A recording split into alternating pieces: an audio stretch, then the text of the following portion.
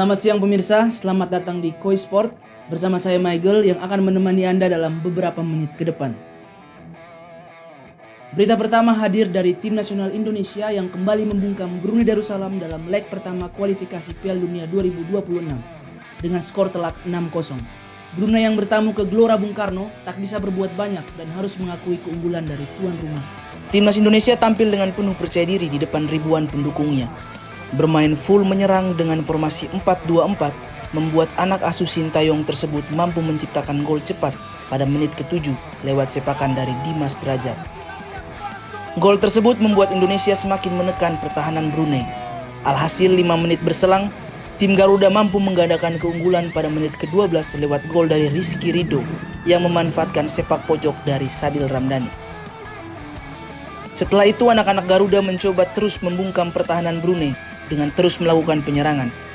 Namun, serangan-serangan tersebut berhasil dihalau oleh para pemain Brunei sehingga skor 2-0 berhasil bertahan hingga turun minum. Di awal babak kedua, Sintayong melakukan beberapa pergantian untuk menambah daya gedor para pemain yang terlihat mulai hilang. Dan akhirnya, dimasukkanlah striker andalan mereka, Ramadhan Sananta. Dengan masuknya Ramadhan Sananta, Indonesia terus menekan dan pada menit ke-62, punggawa Garuda mendapat hadiah penalti setelah para pemain Brunei melanggar Sandy Walsh di kotak terlarang. Ramadhan Sananta yang dipercaya menjadi algojo berhasil menjalankan tugasnya dan skor berubah menjadi 3-0. Tidak berhenti di situ, Ramadhan Sananta kembali menunjukkan ketajamannya dengan langsung menciptakan gol kedua pada menit ke-68 yang berhasil membawa Indonesia unggul semakin jauh dengan skor 4-0. Keunggulan tersebut ternyata belum membuat para pemain kita puas. Mereka terus berusaha mengobrak-abrik pertahanan Brunei di sisa waktu yang ada. Dan kali ini, giliran Dimas Drajat yang mengeluarkan taringnya. Dia langsung menciptakan 2 gol pada menit ke-73 dan injury time yang membuatnya hat-trick malam itu. 3 gol dari Dimas Drajat ini berhasil menutup kemenangan Indonesia dengan skor telak 6-0. Sekaligus mencatatkan namanya menjadi top skor sementara kualifikasi Piala Dunia 2026, melewati nama para bintang sepak bola lainnya seperti Neymar, Messi, dan Cristiano Ronaldo. Berita selanjutnya hadir dari dunia bulu tangkis, di mana Persatuan Bulu Tangkis seluruh Indonesia Kota Tangerang kembali menggelar kejuaraan bulu tangkis di bawah usia 17 tahun di Gor Gondrong, Kecamatan Cipondo, Kota Tangerang.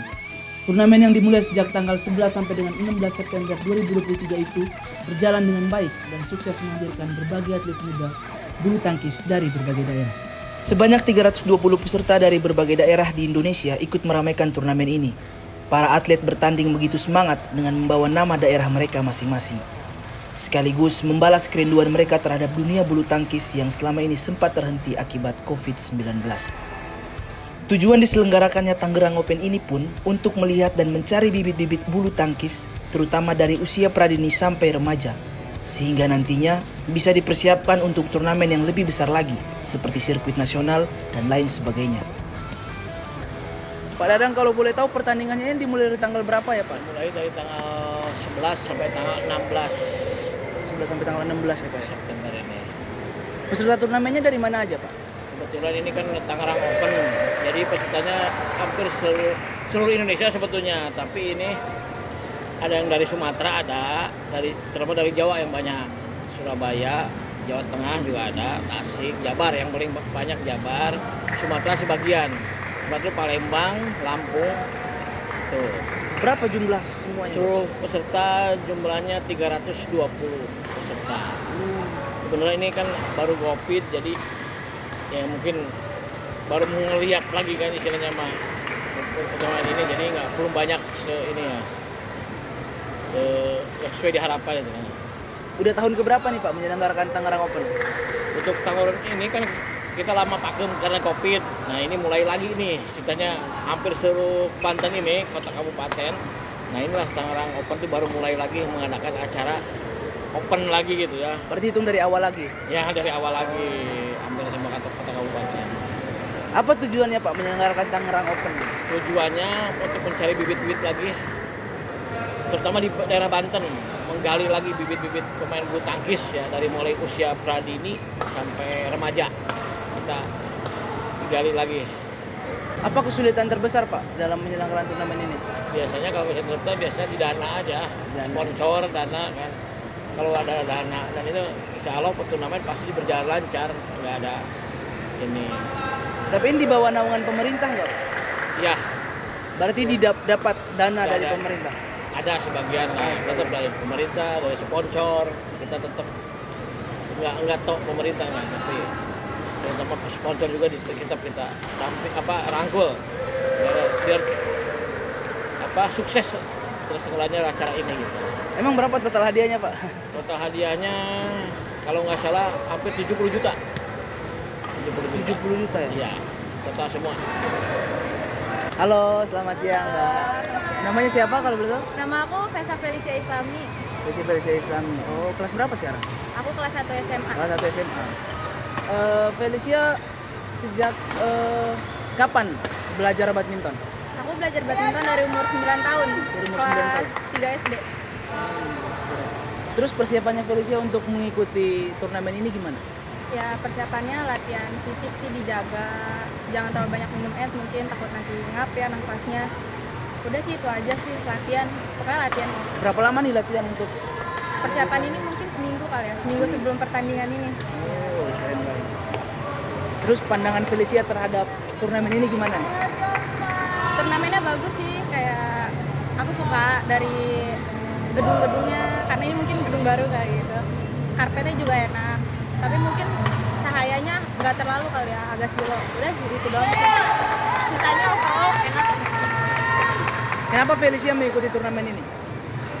Karena aku pengen jadi juara di sini. Aku pengen buktiin ke pelatih, banggain ke pelatih, ke orang tua juga pastinya yang udah biayain aku selama ini. Terakhir harapannya Felicia untuk atlet badminton ke depan atau para peserta dan juga para pecinta badminton, Pecinta badminton. terutama di umurnya Felicia nih. Semangat terus latihannya, jangan nyerah. Apalagi biasanya kan kalau makin gede makin males ya. Pokoknya semangat terus aja buat raih cita-cita ke depannya. Udah itu aja. Terus buat badminton lovers, dukung terus kita atlet gitu. Berita selanjutnya hadir dari dunia MotoGP. Pada GP Mandalika tanggal 15 Oktober lalu, Pecco Bagnaia meraih podium pertama dalam balapan kali ini melalui perubahan arus balapan yang terjadi. Dan untuk urutan podium dari hasil balapan di sirkuit Mandalika adalah Pecco Bagnaia berada di podium pertama, Maverick Vinales di podium kedua, dan Fabio Quartararo berada di podium ketiga. Pecco Bagnaia kembali menunjukkan keahlian balapannya dengan berhasil meraih podium pertama di balapan MotoGP yang berlangsung pada tanggal 15 Oktober lalu di sirkuit Mandalika, Indonesia. Pecco Bagnaia meraih podium tersebut dari urutan start yang ke-13 dengan kemampuan berkendaranya yang hebat dan sebuah peluang emas yang muncul di hadapan Pecco Bagnaia membuat dirinya berhasil meraih dan mengamankan podium pertama. Hal tersebut dikarenakan jatuhnya rival dari Pecco Bagnaia, yaitu Jorge Martin. Dengan jatuhnya sang rival dari posisi memimpin, Pecco Bagnaia langsung menggunakan kesempatan itu untuk mengambil posisi memimpin yang sempat diambil oleh Maverick Vinales. Hal tersebut membuat Maverick Vinales berada di posisi kedua dan mantan satu timnya yaitu Fabio Quartararo berada di posisi ketiga.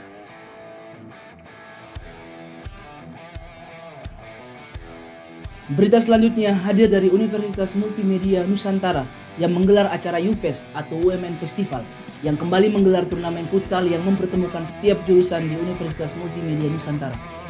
Turnamen tersebut berlangsung hampir setiap tahun dengan kemeriahan dan kejutan yang berbeda-beda di setiap tahunnya. Tahun ini, turnamen futsal UFest kembali hadir dengan respon yang sangat antusias dari para mahasiswa. Sebanyak 10 tim dari berbagai jurusan yang ada di UMN ikut memeriahkan turnamen ini. Turnamen tersebut berlangsung selama 2 minggu dengan sistem yang dibagi ke dalam 2 grup, yang di mana-mana masing-masing grupnya berisi 5 tim.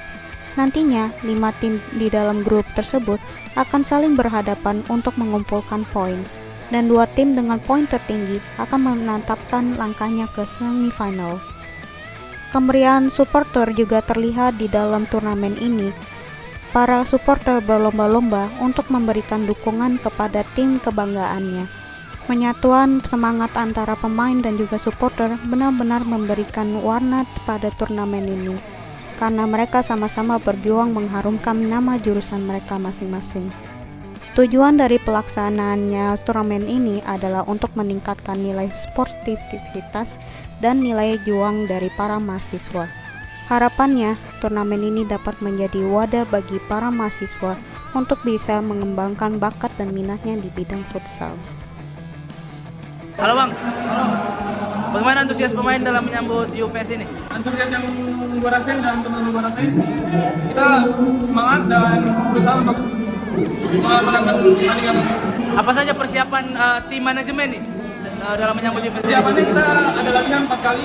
Yang pertama kita seleksi, yang kedua kita latihan bola, dan yang ketiga dan keempatnya kita lebih ke bonding dan finishing. Apa harapannya Bang dalam pertandingan ini?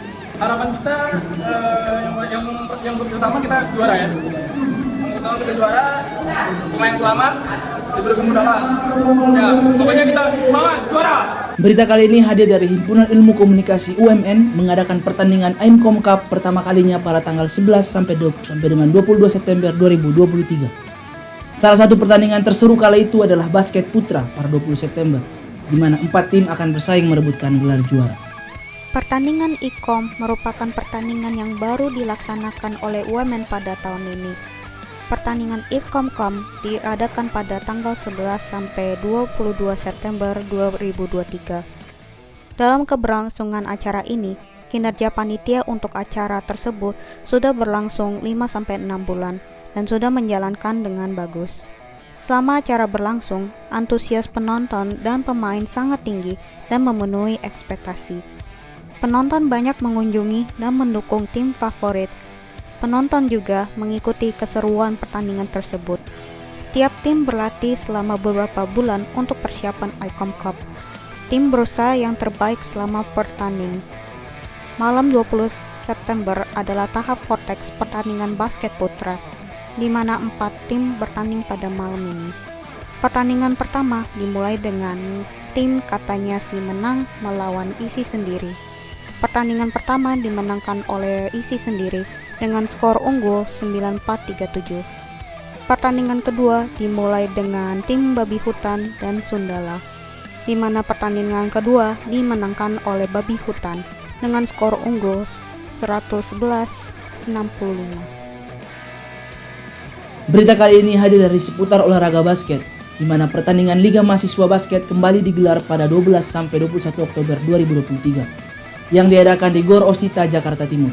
Pertandingan kali ini mempertemukan antara Universitas Multimedia Nusantara dan Perbanas Jakarta yang akan bertanding di kualifikasi basket. Pertandingan Liga Mahasiswa 2023 berlanjut di hari kelima, di mana Universitas Multimedia Nusantara dan Perbanas Jakarta akan bertanding di kualifikasi basket. Pertandingan dimulai pada 16 Oktober di GOR Ostita, Jakarta Timur jam setengah 7. Kuarter pertama, skor pertama diberikan oleh Perbanas. Tim tersebut menunjukkan keunggulan mencapai skor 12. Tapi UMN masih mampu mendapatkan skor pertama mereka, namun belum maksimal karena skor saingan masih jauh. Babak pertama dimenangkan oleh tim Perbanas Jakarta dengan skor unggul sementara 25-13. Kuarter kedua masih menunjukkan kuatnya tim Perbanas, namun tim UMN masih berusaha menyaingi pertahanan Perbanas. UMN masih gagal menyaingi Perbanas dan hanya dapat meraih skor sementara 35-54. Kuarter ketiga, UMN masih kurang dalam pertahanan mereka dan Perbanas kembali meraih skor tanpa henti. Skor sementara 47-79 menunjukkan UMN masih perlu menyaingi pertahanan Perbanas. Kuarter terakhir tidak menghentikan Perbanas dalam meraih skor dan UMN hampir tidak dapat menyainginya. Pada akhir dari pertandingan, Perbanas Jakarta memenangkan qualifier basket dengan skor unggul 104-60.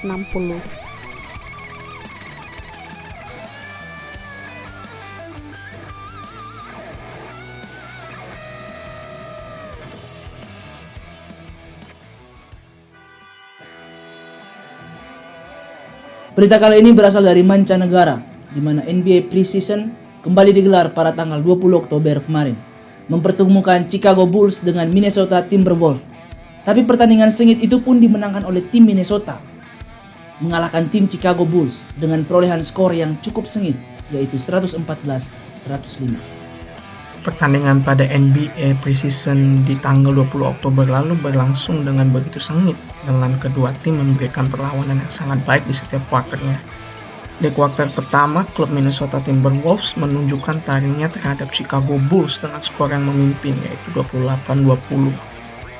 Pada kuarter kedua adalah giliran klub Chicago Bulls untuk menunjukkan tanduk dari sang banteng merah tersebut dengan skor yang mengembalikan posisi mereka, di mana kuarter kedua ini Chicago Bulls memimpin dengan skor 31-24. Dengan serangan yang cukup keras dari klub Chicago Bulls di kuarter sebelumnya, Minnesota Timberwolves memberikan perlawanan yang cukup keras di kuarter ketiga dengan skor unggul yaitu 36-25.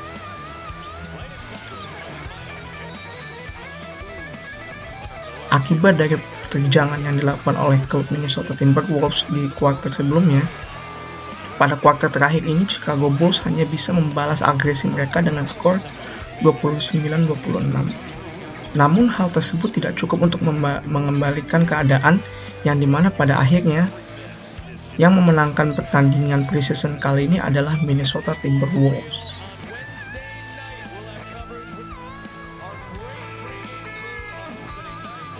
Berita selanjutnya berlanjut ke pergelaran Asian Games yang masih berlanjut dengan pertandingan voli putra antara Indonesia dan Cina.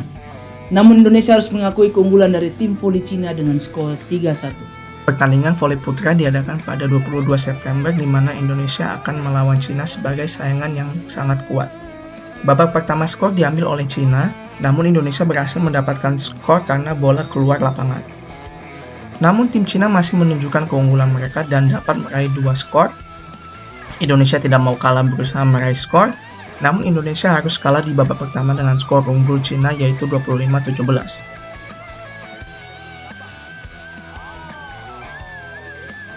Babak kedua Indonesia berhasil mendapatkan skor pertama, namun Cina masih terbukti kuat dalam pertandingan babak ini. Walaupun Cina terlihat unggul, Indonesia tetap tidak menyerah dalam menyerang meraih skor yang hampir tertinggal jauh. Namun, babak kedua dimenangkan oleh Cina dengan skor 25-17, menjadikan skor sementara yaitu 2-0. Babak ketiga Indonesia kembali mengambil skor 2 skor pertama dan mampu unggul melawan tim Cina.